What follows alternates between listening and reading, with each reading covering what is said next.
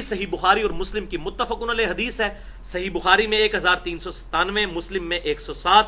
آپ صلی اللہ علیہ وسلم کی خدمت میں ایک دیہاتی شخص، ایک پینڈو عرابی شخص حاضر ہوا اور اس نے کہا یا رسول اللہ صلی اللہ علیہ وسلم، مجھے کوئی ایسا عمل بتائیں کہ میں جنت میں داخل ہو جاؤں. آپ بھی چاہتے ہیں، میں بھی چاہتا ہوں. تو آپ صلی اللہ علیہ وسلم نے ارشاد فرمایا کہ اللہ کی عبادت کرو اور اس کی عبادت میں کسی کو شریک نہ ٹھہراؤ.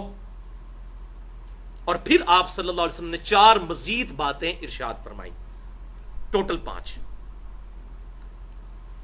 باتیں ارشاد فرمائی. جو یہ پہلی میں نے بیان کر دی. دوسری فرمایا فرض نماز کو قائم کرو. اس میں الفاظ ہیں فرض نماز کو، خالی نماز نہیں، فرض نماز کو قائم کرو. نمبر 3 فرض زکوٰۃ کو ادا کرو، وہ منیمم ڈیٹم لیول. اور نمبر 4 رمضان کے روزے رکھو. اس میں حج کا ذکر نہیں، کیونکہ اس وقت تک حج فرض نہیں ہوا تھا، حج کی فرضیت بعد میں آئی، وہ باقی حدیث میں مل گیا.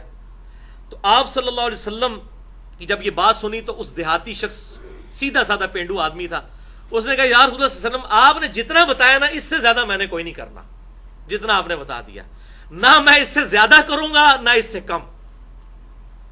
اور یہ بات کہہ کے وہ وہاں سے چلا گیا. آپ صلی اللہ علیہ وسلم نے ارشاد فرمایا اگر کسی شخص نے کسی جنتی کو دیکھنا ہو تو اس شخص کو دیکھ لو.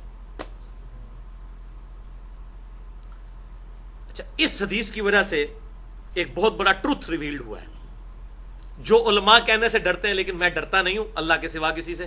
میں حق بات آپ کو بتاؤں گا چاہے کسی کو بری لگے، کہ اس میں آپ صلی اللہ علیہ وسلم نے منیمم ڈیٹم لیول صرف فرض نماز کو قرار دیا ہے، سنتیں اور نوافل اس میں شامل نہیں ہے. اور فرض زکوٰۃ اگر کچھ زیادہ دیتا ہے تو دے.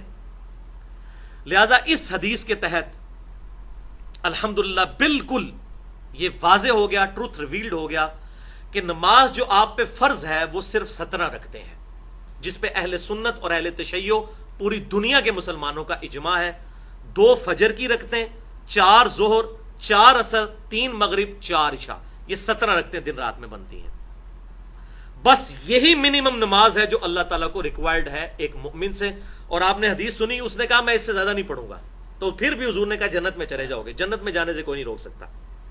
اور منیمم فرض زکوٰۃ وہی 2.5%، اگر وہ کرنسی پہ ہو یا سونے کے اوپر یا چاندی کے اوپر.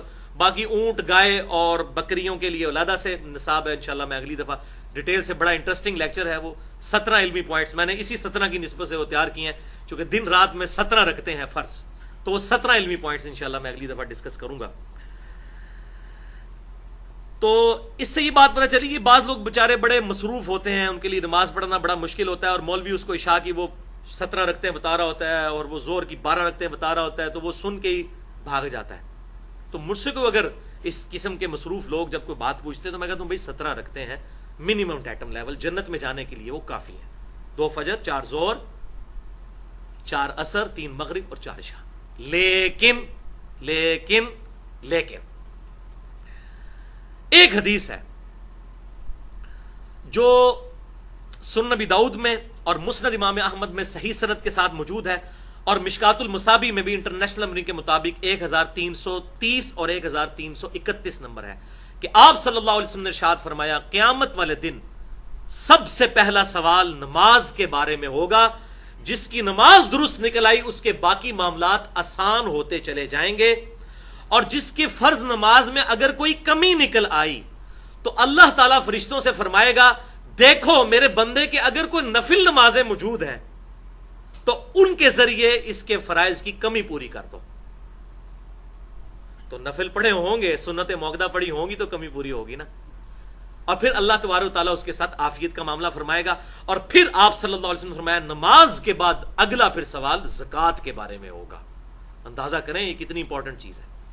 اچھا، بخاری اور مسلم کی ایک اور حدیث ہے کہ قیامت والے دن سب سے پہلے قتل کے مقدمے کا فیصلہ ہوگا. تو اس میں تطبیق اور آپٹیمل سولوشن یہ ہے کہ حقوق العباد میں سب سے پہلے قتل کے مقدمے کا فیصلہ ہوگا، اور حقوق اللہ میں سب سے پہلے نماز اور زکوٰۃ کا فیصلہ ہوگا. تو اس حدیث کے تحت پتا چلا کہ نفلی نماز بھی پڑھنی چاہیے، تاکہ اگر ہمارے فرائض میں کہیں کمی ہے تو کون شخص یہ دعویٰ کر سکتا ہے کہ میں بڑے پرفیکٹ فرض پڑھتا ہوں. جتنی بھی ہم کوشش کریں تو کمزوری تو رہ جاتی ہے، بعض اوقات جماعت رہ جاتی ہے، بعض اوقات نماز میں دھیان بڑھ جاتا ہے، تو اس کی کمپنسیشن ہوگی نفلی نمازوں سے. اور وہ بخاری اور مسلم کی متفق علیہ حدیث ہے کہ آپ صلی اللہ علیہ وسلم نے فرمایا جو شخص فرض کے علاوہ 12 رکعتیں پڑھ لے گا اللہ تعالیٰ اسے جنت میں محل عطا فرمائے گا. اور بخاری اور مسلم کی متفق علیہ حدیث ہے کہ آپ صلی اللہ علیہ وسلم یہ 12 رکعتیں کبھی نہیں چھوڑتے تھے.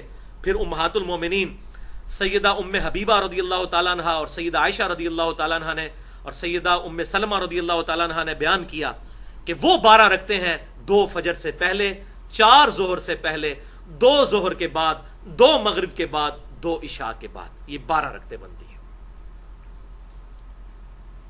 تو یہ 12 رکعتیں ہم پڑھیں گے تو انشاءاللہ ہمارے فرائض کی کمپنسیشن بھی ہوگی. اور اس کے علاوہ ایک اور نماز سنت موقدہ ہے اور وہ وتر کی نماز ہے، اس کی بہت زیادہ تاکید ہے.